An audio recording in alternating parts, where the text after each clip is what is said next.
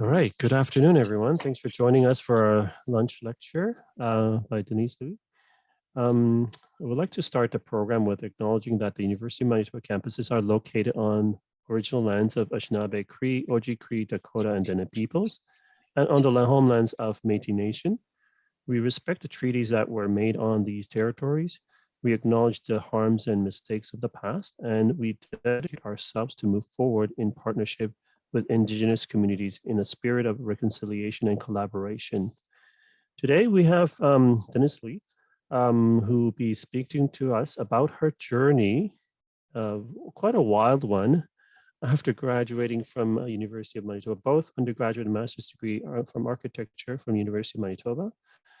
Denise has developed a focus on residential, retail, and hospitality interiors, and has worked in many different firms and many different capacities and many different aspects of projects. I would have to say her works are very, I remember your thesis project was very intricate and very detail oriented, but at the same time, very rebellious in a lot of ways in terms of the norms of the architecture and architectural thesis, how it would find out at the time. So I think that spirit carried through your work and your journey. And you know, the wild it may seem in terms of atypical journey that you've taken, I think the spirit is very consistent, and I'm sure it's still alive. So with that, Denise, welcome to the virtual podium. Thank you. Thanks, Jay, for the kind introduction. And thank you, Michaela and Brandy, also for helping organize the Food for Thought. It's an honor to come back to the University of Manitoba and the School of Architecture to speak to you all. And so, yeah, I'm happy to be here. I'm happy to be here. So, you know, to start from, you know, somewhat of the beginning, I will give you the arc of kind of, you know, where I am today and how I started in my career studies, because I do believe in some ways, reflecting back, it's all tied through and tied together. So I grew up in Winnipeg. I'm a Winnipegger through and through to heart. I was born there. My family, my parents immigrated there and went to university there.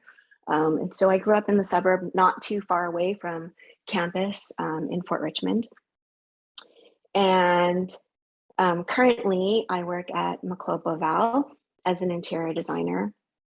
And I just noticed while I was preparing for the lecture that the principals there, Matt and Lisa, have listed the office team in reverse alphabetical order, which I believe is a wonderful indicator of the type of office it is, because why should the alphabet always start at the beginning, and the people whose last names start at the end get always listed last? So it's a wonderful indicator of how they operate as a whole.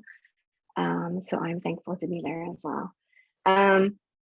And I want to share you a little bit about my work and what we're trained to do, and the importance of experimentation in your study and in your work, and staying true to your creative self. So that's the general overall arch of what I'd like to speak about. I spent approximately 8 years in university doing all of the requirements. And, you know, I did the first year in science. I did my bachelor's in environmental design.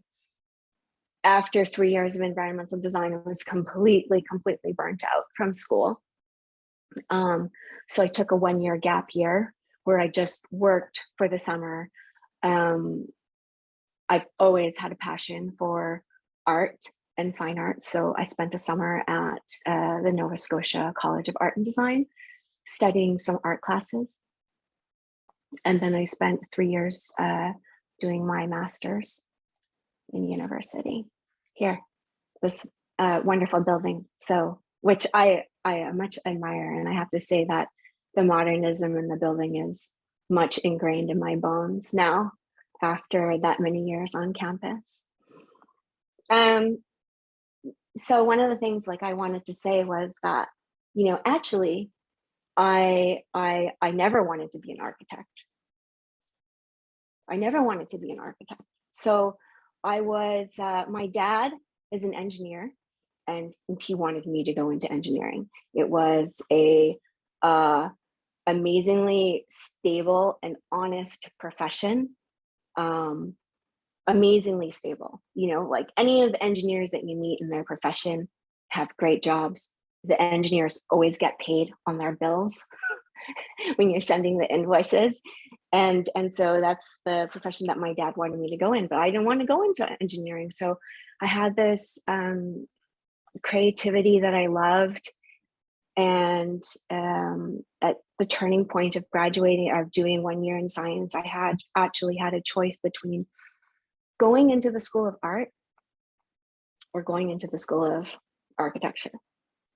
And it was a really tough decision for me. I thought to myself, well, actually, I need to be able to support myself and make a living. And I didn't know if I could do it with art, fine arts. I was like a little bit scared. So I decided to go into architecture because I thought that it probably was a balance between science and art. So that's why I went into it. You know, I didn't know that much about it. I knew that it was about buildings and that there's probably a little bit of science and a little bit of art in that profession, and that's why I went in. So here I am. I really wanted to point out, like, it's super important, and I'm sure you all have muses and heroes, and they're the ones who show you what's possible in life, right? Where your career path could go, what you can do, and what is the route that you could take. Mine in university, they were always artists and fashion designers. I didn't have a lot of architects that I particularly admired. I mean, I admire like all the old school classics, modernist classics, of course, but they weren't necessarily a muse to me in my school years. And so the people who really affected me in university were the artists who did installations or performance art, or the experimental architects of that time, Diller and Scaferio, were extremely experimental. And actually, in their early years, they did projects that were more, I would say, art installation based rather than architecture based. And it takes an incredible amount of willpower to do those things. It also takes incredible willpower to create architecture as well.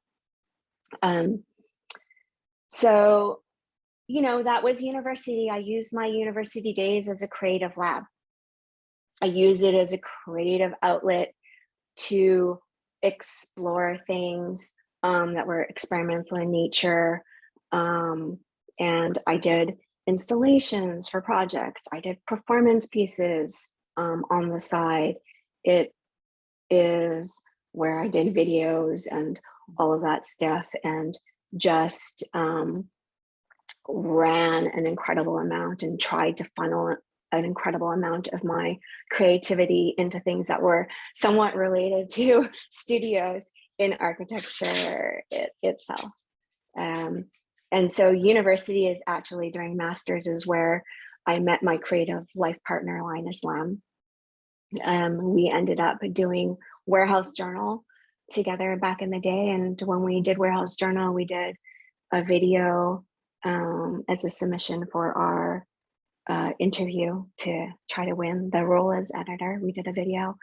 And then once we published the book, we also took over the gallery that was there and did a installation, what we call a collaborative installation, where people could come in and like build. We would build together. We would build something in the gallery. So that was university. It was an incredible time. I hope that you guys are enjoying it and taking full advantage of kind of those years in your education. So, you know, moving forward, after graduating university,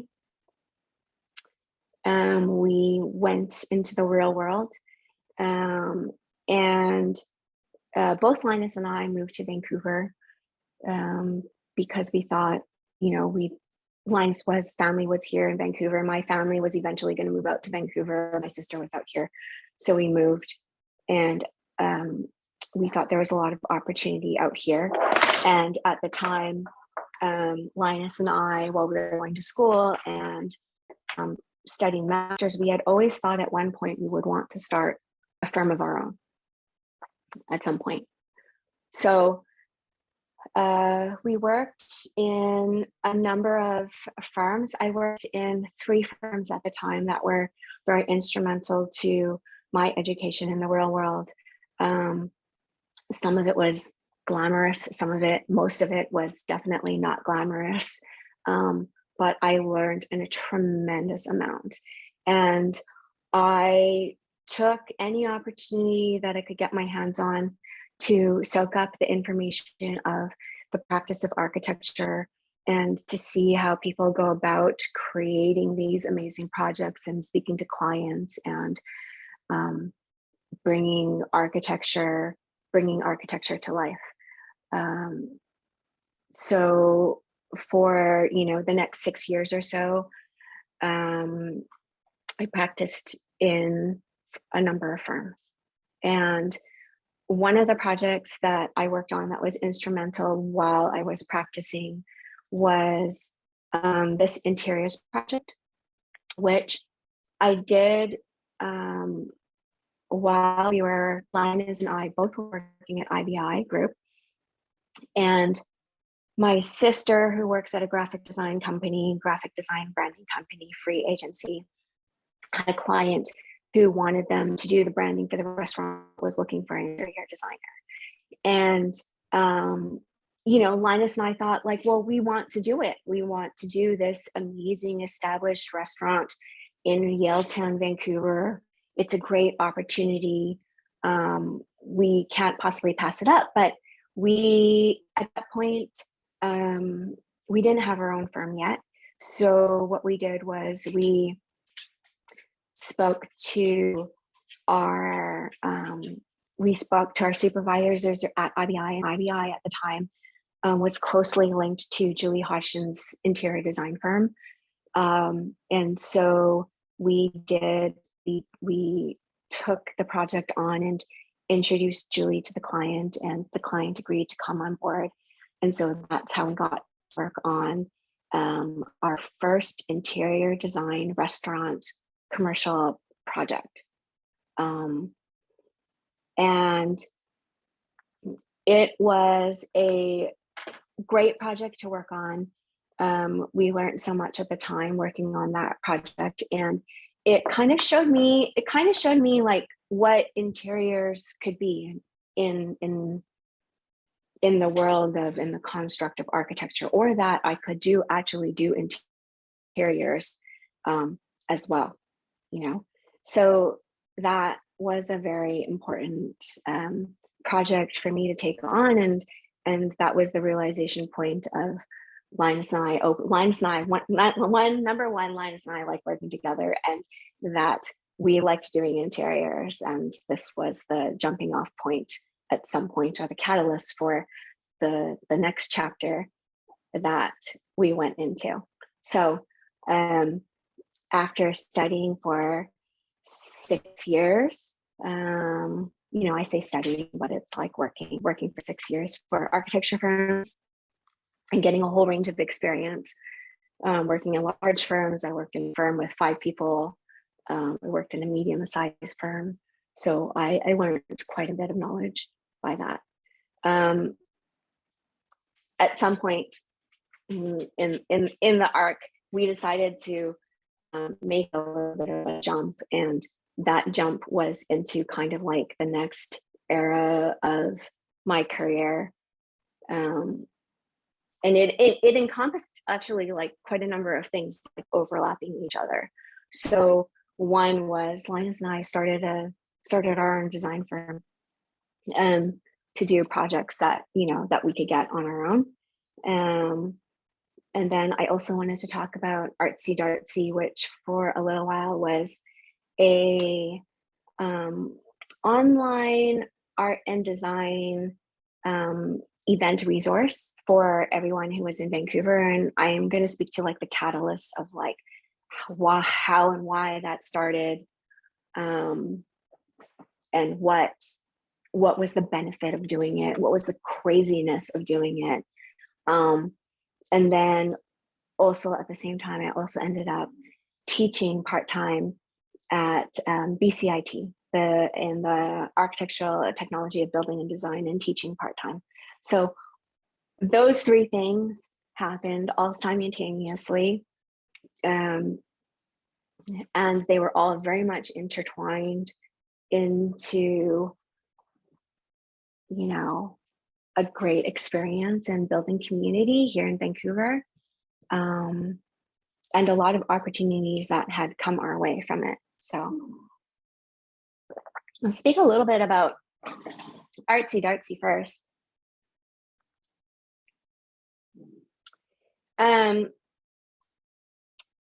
So when we moved from Vancouver, from Winnipeg, you know, Winnipeg's got such a great community, creative community, and everyone kind of like knew each other, and all the arts were kind of crossing over. So we'd go out for coffee, or we'd go out to an art gallery opening, and we'd see friends who were modern dancers. We'd see Guy Madden, the filmmaker, sitting at the coffee shop, and we'd talk to him, and we'd come across people from all walks of life doing creative things. And it was a very easy kind of world to be in.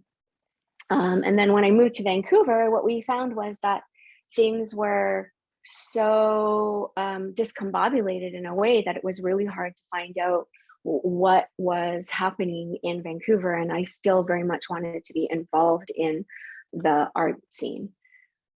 So Linus and I kind of saw a gap, because in those days, the real way to find out how things were listed were to go to the Georgia Strait, which is like a local kind of like paper here, and look at the newspaper and find out which galleries were opening. But it was never, it never encompassed all the art galleries, and it didn't encompass other things that were happening in town in terms of architecture and all of that stuff.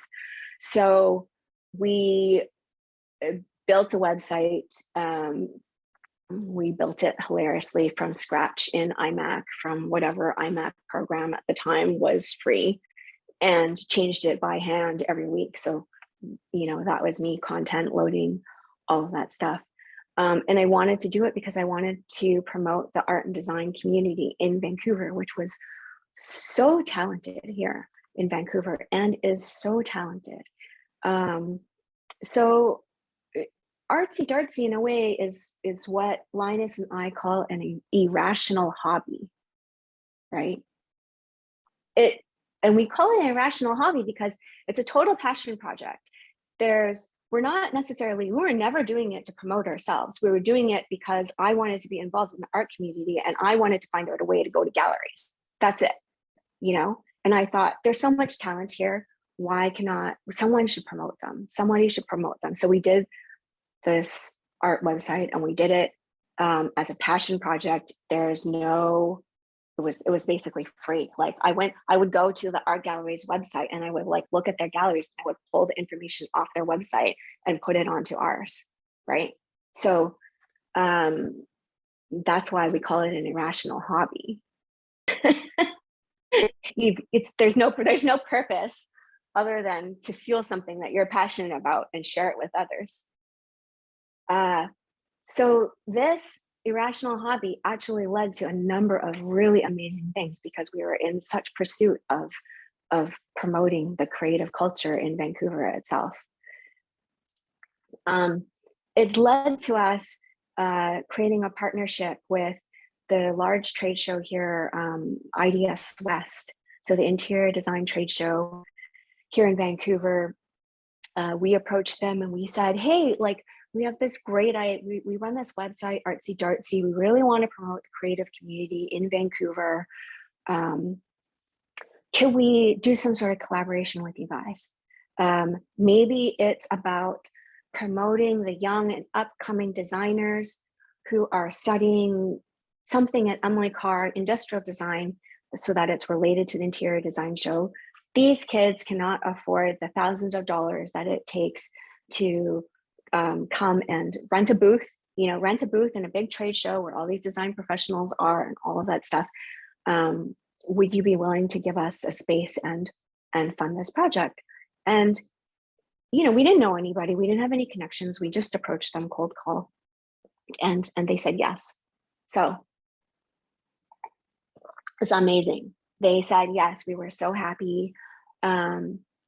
We did a collaboration with them for 4 years. So we called it Future Masters. So the students who are up and coming, who are going to be the future masters 10, 20 years from now of industrial design. And, they were very generous. IDSS and the parent company were very generous to us. They give us a budget to work with, a somewhat shoestring budget, but creative enough to do something and do an installation on the trade show floor. And we gathered up the students and we curated the show, and we went to Emily Carr and we talked to them and convinced them to be in IDS West, to take the opportunity to talk to the public about their project. And they had got some amazing opportunities from doing it. I've run into a couple of people who said that it was a life-changing exhibit for them because of the connections that they made. And that makes me so happy. It was such an honor to be a participant in that and even give someone an opportunity to participate in that level of things. So that's one of the things that happened through Artsy Dartsy. Another thing that happened through Artsy Dartsy was I made a lot of artist friends. So because I had searched them down and I had been following their work for a number of years, I made a lot of artist friends here in Vancouver. We didn't have a lot of connections from. We moved here from Vancouver or from Winnipeg. We didn't have a lot of connections. So I made some artist friends. We got an opportunity to curate a show, an exhibition, and promote them. And so we put on this show called Monumental. Linus and I put together a publication for them to publish because of our background from doing warehouse. My sister, because she was in printing and graphic design, helped with the printing and the cover and all of that stuff. She has a letterpress, so we cold pressed the front cover, embossed. So we got to do that. And then because of my passion, I guess, in art and design and stuff like that, there was a exhibition at the Museum of Vancouver where they did a retrospective of Tobias Wong, who, was a brilliant designer and also very much a rebel at heart. If you don't know his work, you should look it up. He was a brilliant industrial designer of his era. He was such a rebel. And so the curators of the exhibition asked me to write a little bit of a commentary on this piece, which is, if you don't know it, looks like a bunch of Burberry buttons. But actually what happened was he subverted the Burberry plaid and made them into buttons, and subsequently I think got a cease and desist from Burberry because he was infringing on their logo or whatever.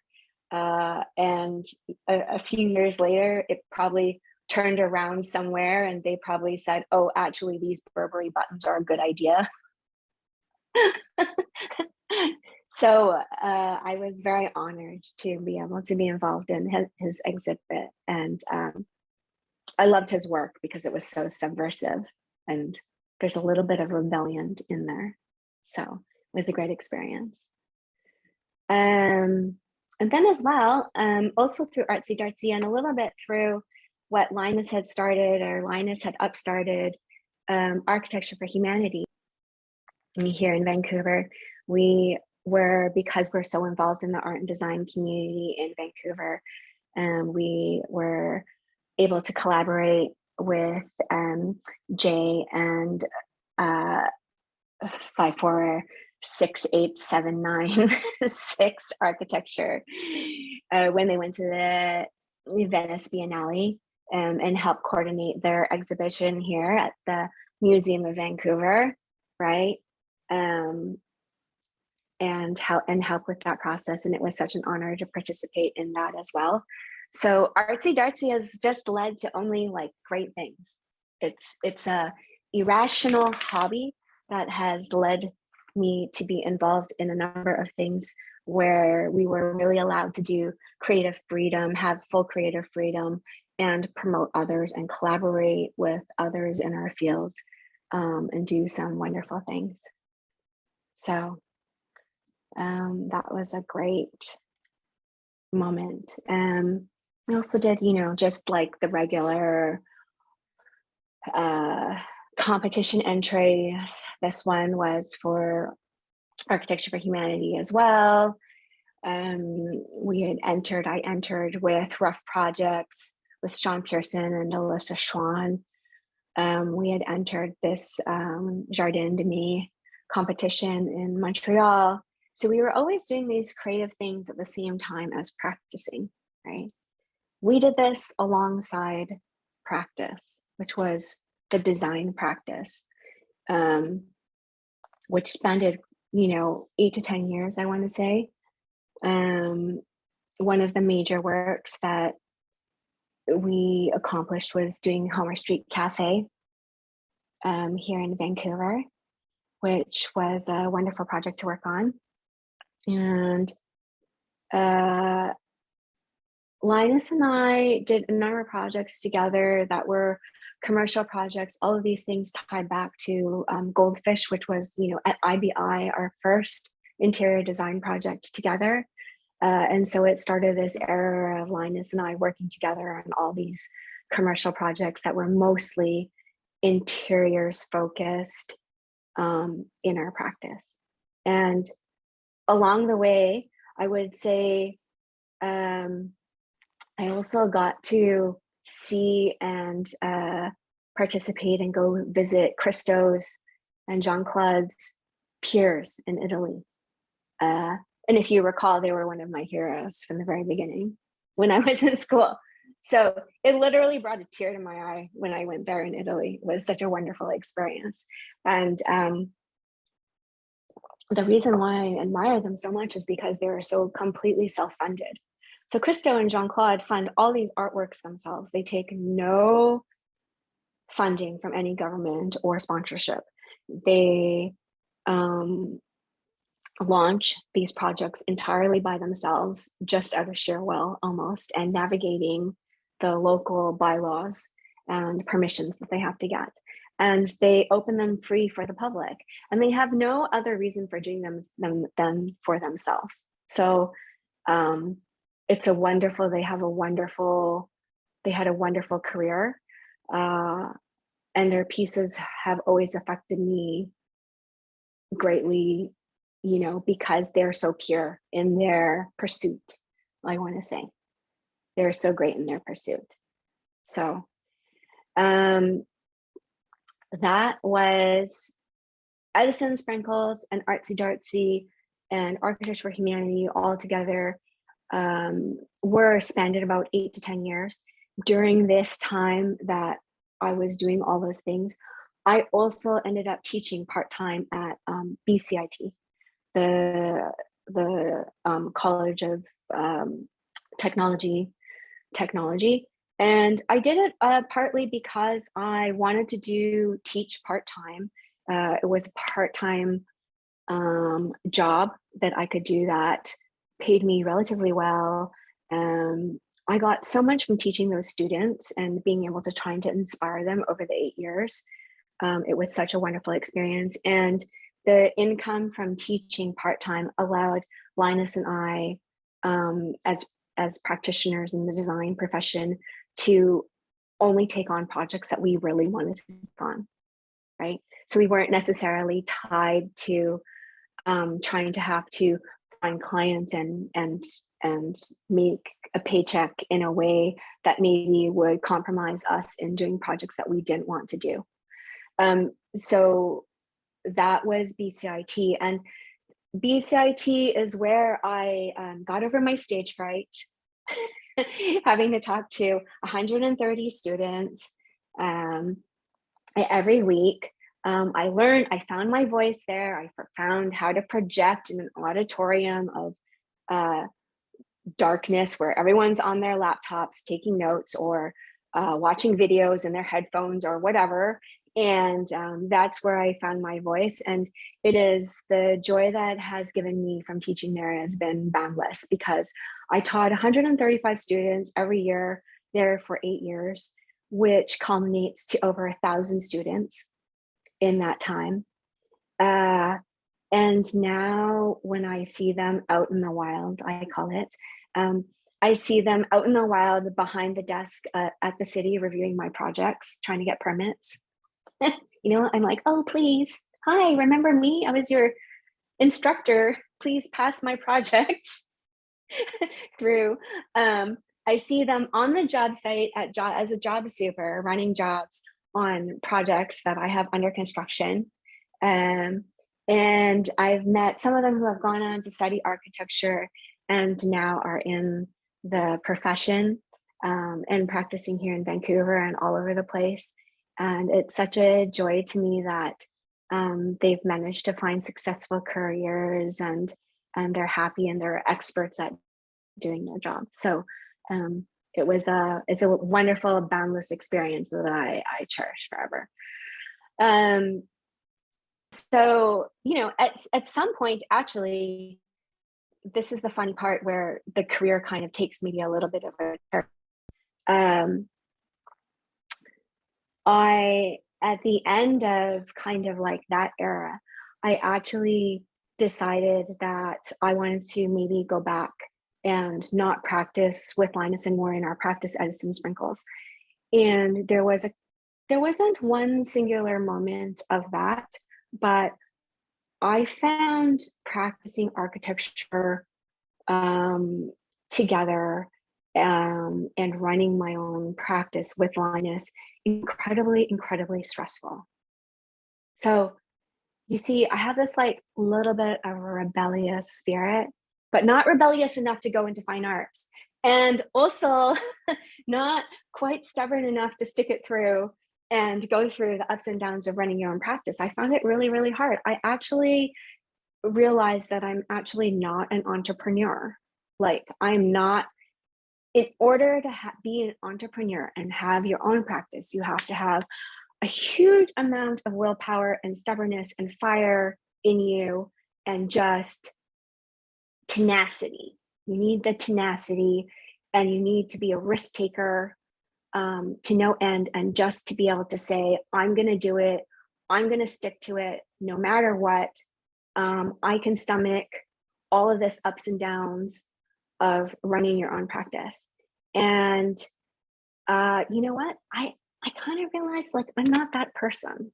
Like, I want to be that person. I would love to be that person. I admire the people who are those people completely. I admire them so much. But I decided that I wasn't. So that was a really hard shift for me, because it was obviously a dream, right? It was a dream to have our own practice and all of those things, but it just wasn't the right thing anymore at the end of that. It was so stressful. So I thought, well, I'm going to see what is possible. And it was a really hard decision, because at some point I was like, I'm not really sure who I'm going to work for.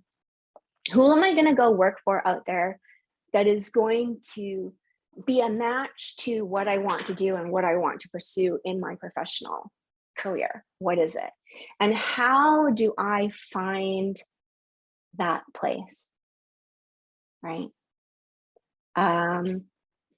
Wasn't in a rush to do it. So, I took my time and just kind of thought, well, I'm going to put the word out there and talk to a bunch of people and see what opportunities come my way and see if I can find something. And so what happened was, I hilariously saw a posting, it was probably on Instagram, for Lucky Studio, who was looking for someone who was looking for an interior designer to join their firm. And so I cold called. I didn't know Michael Leckie at the time. I had no idea who this firm was. I kind of knew a little bit about the work, but not that much. And actually what happened was I really found like a match there at Lucky Studio for a number of years. And when I went for the interview, what I discovered was I had a good friend, James, who worked at the office, and I didn't know that he worked there. So when I walked in the door for the interview, I was like a little bit shocked that he was working there. And I thought to myself, well, obviously, you know, if my good friend James works there at this office, then that's surely a good sign. That's a good sign, because James and I are of the same mind. And we're the same, you know, James is very similar in me in terms of the way we approach things and the way we think. And I much admire his work and his design skill as an architect. And so I joined Lucky Studio. And Lucky Studio has quite a bit of creative fire at the time. And they still do now, as they were a very young practice when I joined. We probably were like 8 to 10 people, and we were just starting, and they did competitions, they did installations, they did and also at the same time as practicing architecture, right? They did interiors too at the same time as practicing architecture. So it was a really good match and fit for me. So I spent 5 years at Lucky Studio working there, and we did an incredible amount of work in the firm that was really wonderful.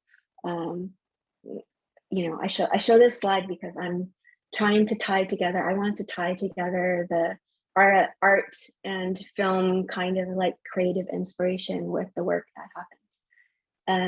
If you're not familiar, this is Space Odyssey 2001. One of the pivotal scenes, and such a wonderful cinematography, art direction, set building moment in the film itself. Anyone who hasn't seen it should go watch it. It's such a great movie. And you can maybe see, I mean, directly or indirectly, I don't think it directly affected, but I think knowing Michael and how much he loves space, science, and those kind of things in mind, I have to think that maybe it affected this next project. It was the installation project that the office did at IDS West. You know, so, you know, a couple of years later, many years later, I returned to the IDS West floor. We built this central bar at IDS West.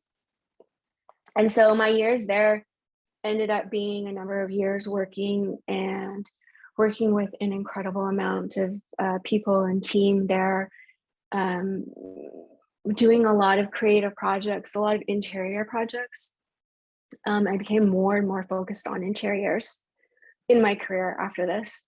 You know, I think beginning with maybe Edison and Sprinkles and then carrying over into where I am now.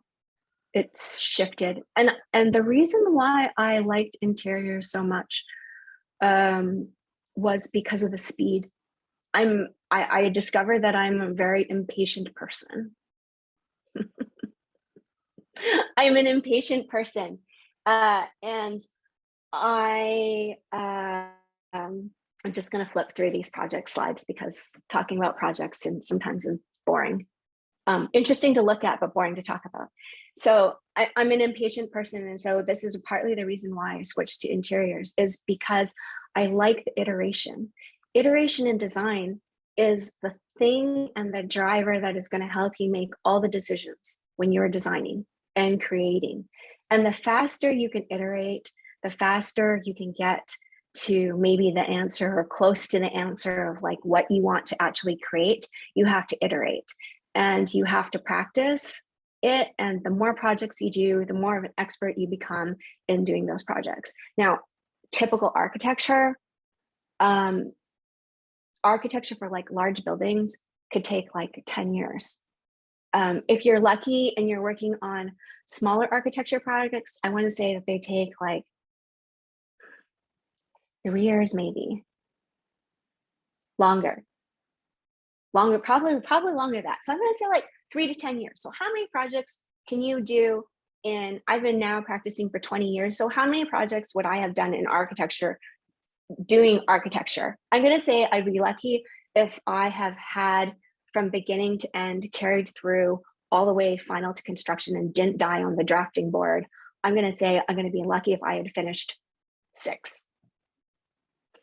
Right? And that's just, it's way too slow. It's way too slow for me.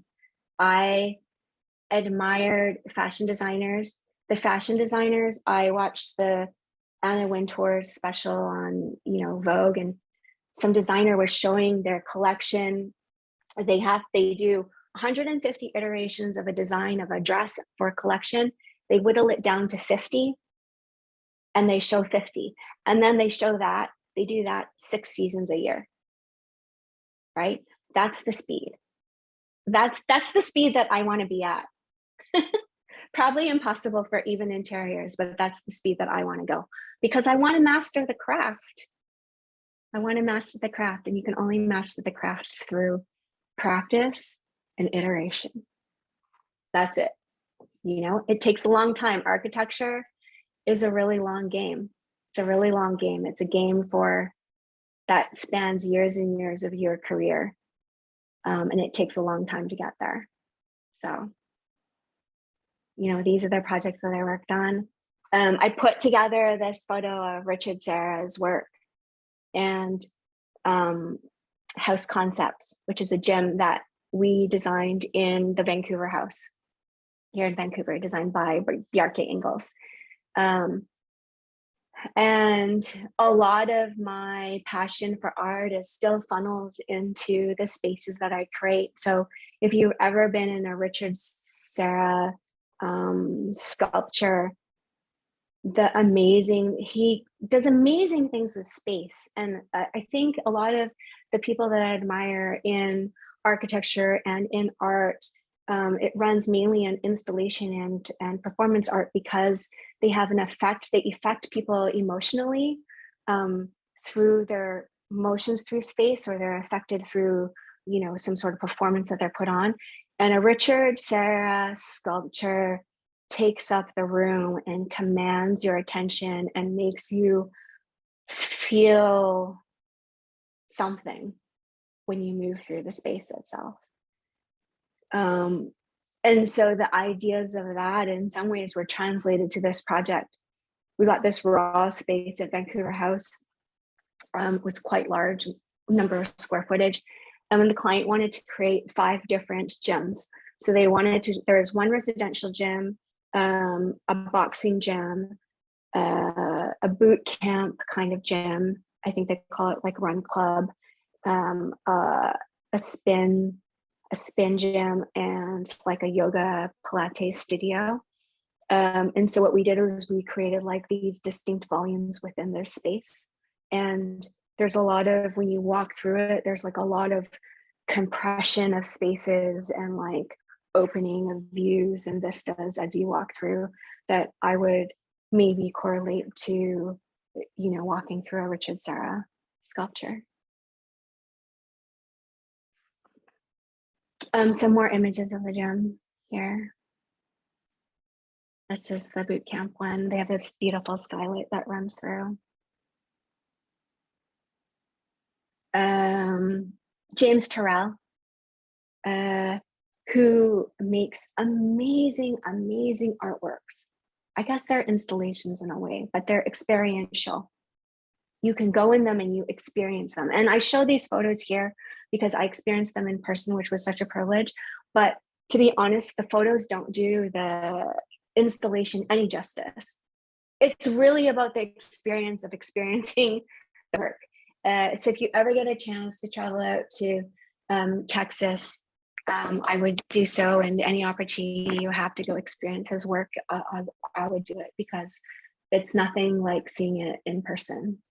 the photos can't do it justice. So when I'm creating these interior spaces, and we're creating these interior spaces, I'm always aiming to somehow create an immersive experience within them, you know, something that affects a mood or the way people feel or the way people move through the space, and what is that experience within the interior of that.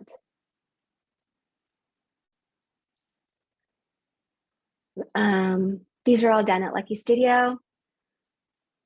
Let's say this is the penthouse, one of the penthouses in Vancouver House as well. The office designed an amazing atrium that spans through the whole entire penthouse, which runs 3 floors, plus a rooftop patio, and cut this atrium down from the rooftop and implanted a stump, a wood tree stump, and it was planted beautifully, and this whole door slides open. The experience in the penthouse is really incredible. The connection, because you're at the top of the tower, you have this, 180 view of the water and the skyline of Vancouver. And then inside the penthouse itself, it's so grounded by this atrium, which feels like you're on the forest floor. So we have the sky, 56 floors above, the sky is 56 floors above, and then the forest ground in the atrium within the space. And you open the door, and when it's raining, all you can hear is the rain hitting the leaves. It really is remarkable. It's like walking through the forest. So it was an amazing project to be a part of and take on with an amazing client. So then, to kind of conclude and where I am now, at some point I had always admired, these next practitioners in our profession, Lisa Boval and Matt McLeod. They run McLeod Boval Modern Houses. They do modern houses in West Vancouver. And I had followed them for a number of years on Instagram, just admiring their work. I love their work. Their houses are absolutely stunning and amazing. And I have to say, now that I'm there, and also of any firm that you see on the internet or social media or anything, that any work that you see in public is literally the tip of the iceberg. You are seeing only the very top 5% of the work that firm is doing. And the rest of it is coming up. Some of it died on the drafting board. Some of it is being created now. So I'm very lucky to be there because through obviously my community and connections and friends that I've made out here, I had an acquaintance and a friend tell me that I should meet them just out of the blue. Said like, oh, you guys are really like-minded. Like, I think you guys would really, really get along. You should meet. And so I met them and I was blown away. Number one, by the work, how they work. And I really like them and I admire their work, and their office is amazing. My coworkers are amazing there. So I'm so thankful to be there now. And I have to say, I'm very excited. None of this is my work. None of this I was involved in because I just started there, not too long ago. But you will have to wait, 3 years till it comes to fruition, till you'll be able to see my work at the office. But yeah, I'm looking forward to things that come from there, from, another 20 years in the practice, because honestly, I feel like I've just begun. Thank you. Thanks, Denise. That was an amazing journey that you've covered and sort of brought a lot of memories. And yeah, exactly, Marianne. That's great. One of the things that I wanted to mention is when we used to be in person, we have this tradition at U of M where the speaker comes into the center space, and just about 5 minutes before it starts, about 20 of the colleagues and peers come in alignment and sit at the front 2 rows to support and be with the friend, be with the peer. And this is what's happening right now. You have like half of the audience is actually your friends and peers and former students and former teachers and so forth. I think thanks for reincarnating that experience in this virtual platform. I think some of your peers are joining from Vancouver and Winnipeg, and it's great to witness that. One of the downside of this virtual platform is a lot of current students who don't have lineage with your presence and who you are, is saying, well, they're sort of saying in their minds that I'll watch the recording later, kind of thing, right? So I think that's one of the downside of this virtual platform, where you talk so much about your work being immersive, the immersive experience of lecture hall and lecture presence is sort of diminished into the virtual platform a lot of these days over a couple of years. So, but still, you were able to reincarnate some of the experience we had in center space. A couple rows in the beginning and the front row, you feel your friends just nodding, agreeing with your sort of moral support as well as excitement. So, thank you for your sharing and your incredible amount of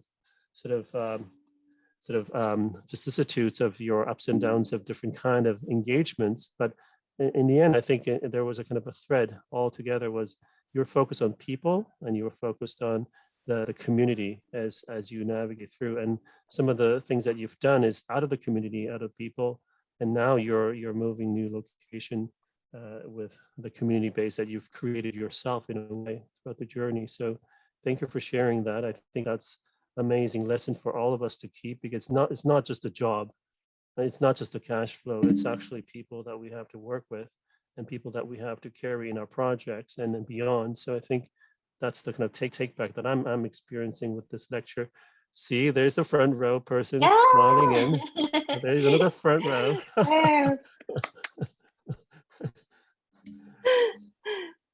So any thoughts, Marianne, Herb, and Rena, since you joined your camera, any thoughts? Well, I've had the privilege to watch Denise for many years. We've lived in Vancouver together since 2005. She's one of my best friends. And I think we've shared in this journey of entrepreneurship and work and finding our way. And Denise has always conducted herself with such vision and grace and fortitude. I'm just always so marveled by her skill. She was always one of the most talented people at school, quietly.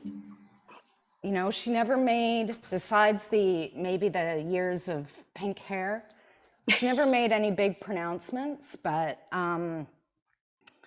the work is just so inspiring, rich, textured, layered, deep, committed.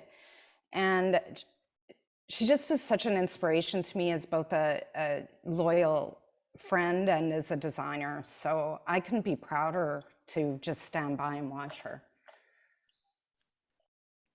Oh, thanks, Marianne. We're gonna do a little turn here. Herb, Rena. Hi, Denise, and hi, Marianne. Go ahead. Hi, Herb. I've crossed the threshold of 1,400 students. So, but I can't remember them all by name. But I do occasionally hug perfect, relative strangers in shopping malls if I bump into them, because I recognize their face. But the two of you are both really impactful in those early days. Really, really, really intense and insistent on creativity and risk taking. And I just so much admire both of you, and lovely to see your work, Denise. I'll be there in 3 years waiting for that, for the monograph. Oh my God. Thanks so much. Nice to see you both. It's nice to see you. Rena. Hi, Denise. Hi, Rena. I miss you. I miss you too. It was really nice to hear you today. I felt like, I felt like we were back in the studio. I don't know, how long was that ago? 20 years or something, but I feel like, you went out and got some sunlight. Maybe in the studio, you were like a seed, and then you went out and got some sunlight and some water, and you blossomed into exactly the seed that you used to be, but, only brighter and lovelier. So it was really nice to see all your work that you've been doing. It's very honest to who you are. So I'm happy you got to share that today. Oh, thanks so much.